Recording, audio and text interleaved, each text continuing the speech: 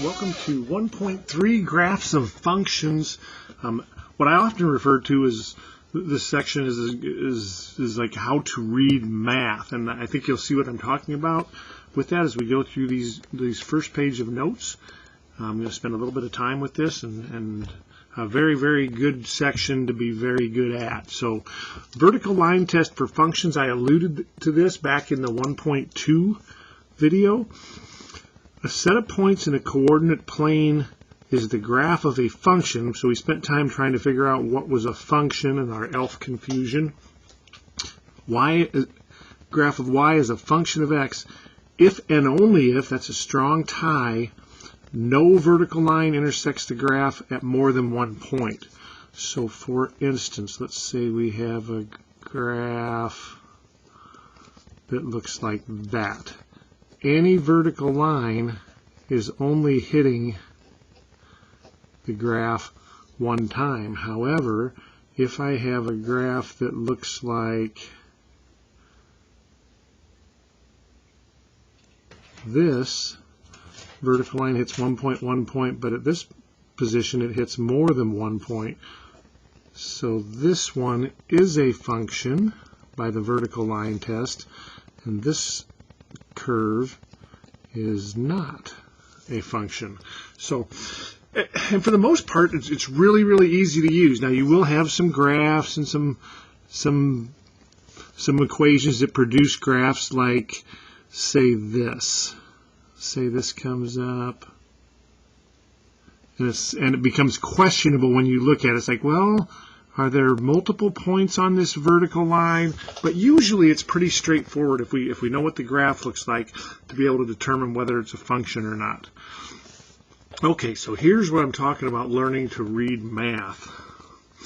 Increasing, decreasing, and constant functions.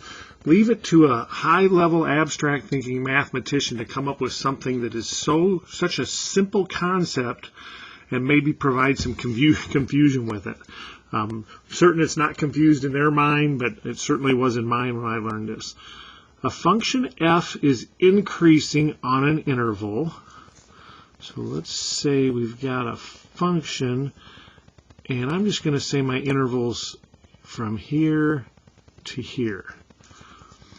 A function f is increasing on an interval for any x1, x2 in the interval.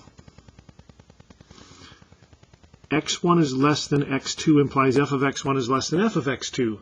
Well, if I read it that way and don't think of it a different way, then I find that to be a little bit confusing. Now, our x values we know are our right, left.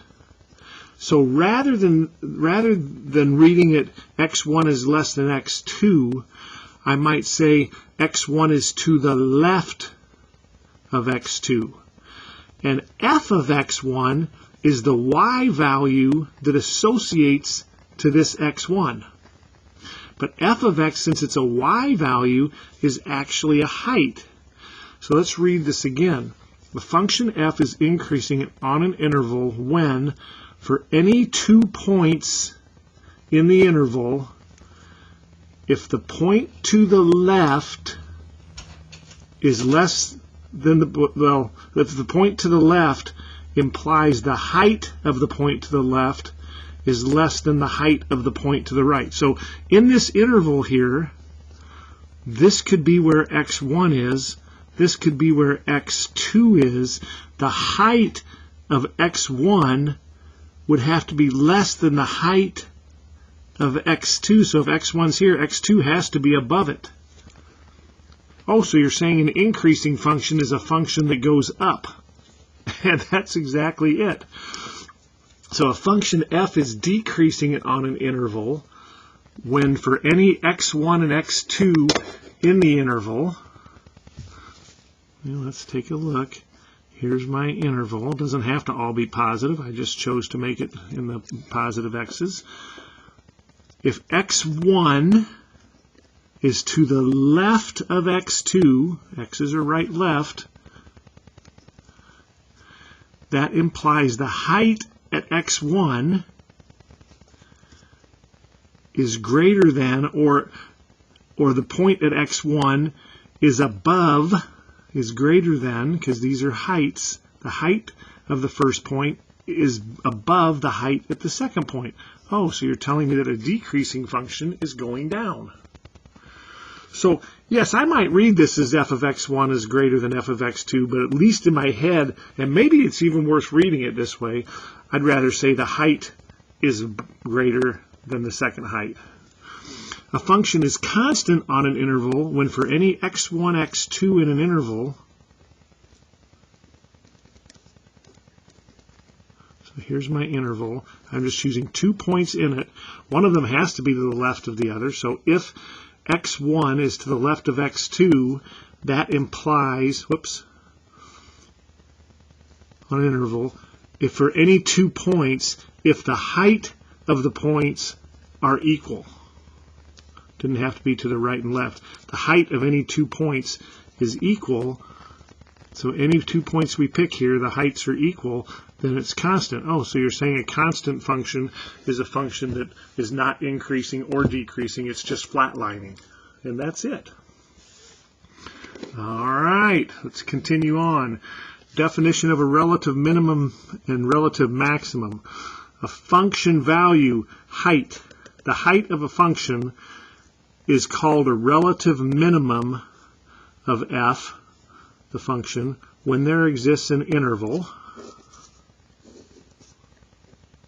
Here's my interval, x1, x2, that contains some value a. So a is in here somewhere.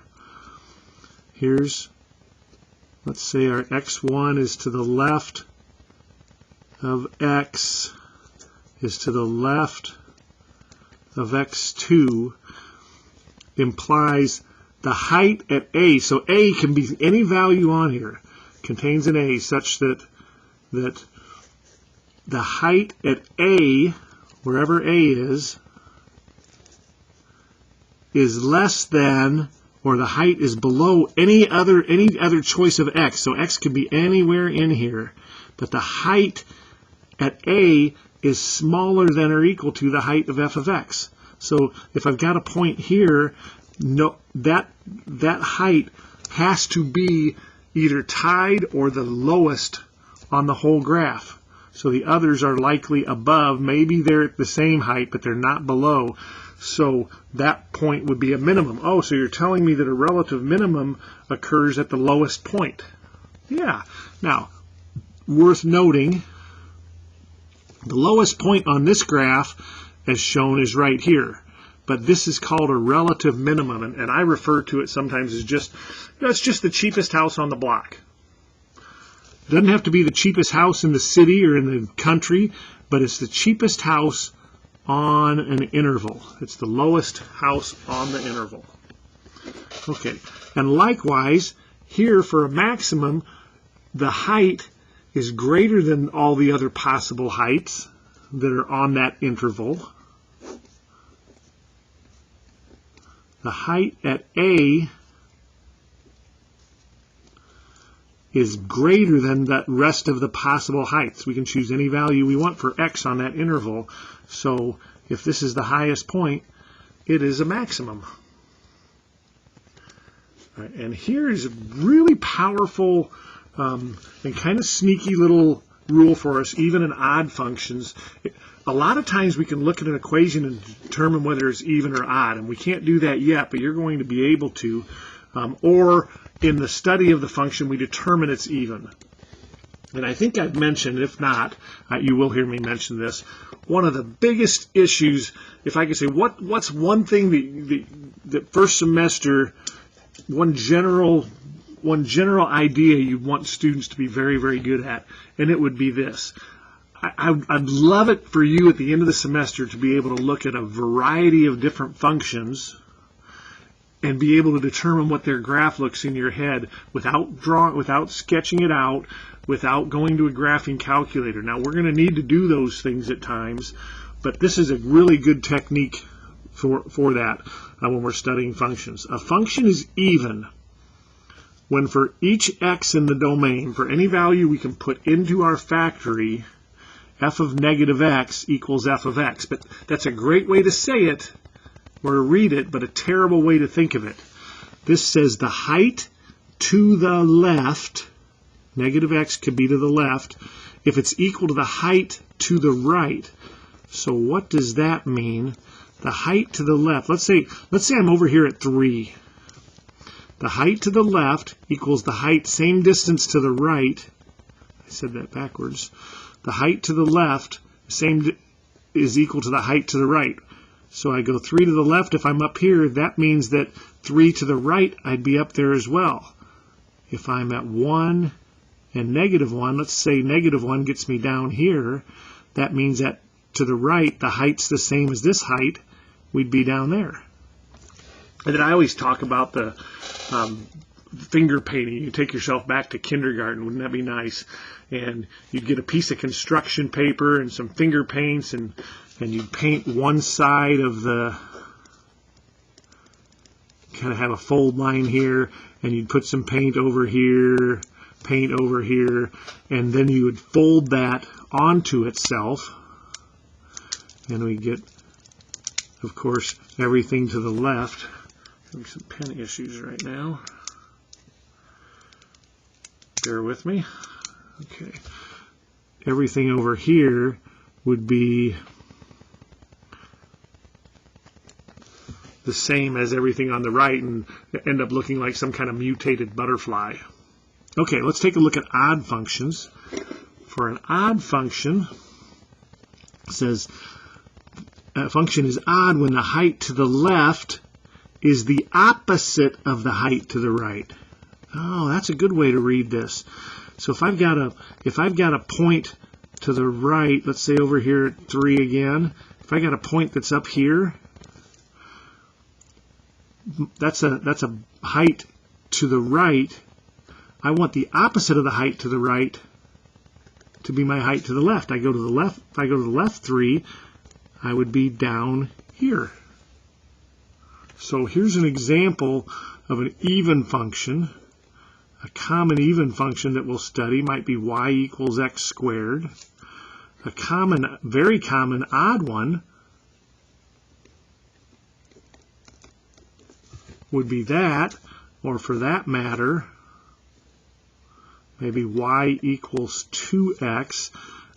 Here's one. How about y equals absolute value of x? Looks like this.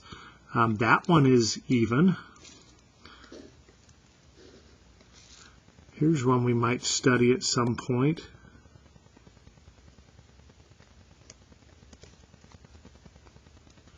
This could actually be the graph of y equals -1 on x. Don't expect you to know that right now. But the heights to the left appear to be the opposite of the heights to the right. So if we can determine that a graph is even or odd, we really only have to know what half of the graph looks like in order to get the graph. So I hope that's helpful. We want to really think of f of x as a height, and we want to think of x, the plain old x, is just a breadth, B-R-E-A-D-T-H. It's just a right-left value. So read it as f of x, but think of it as the height of the function at an x value. Okay, that's helpful. Normally I go on and continue and start in the regular part of the assignment or the problems, but this video has enough time to it and enough to absorb that I'm going to pull the plug on this one now, and we'll see you on the 1.3 notes soon.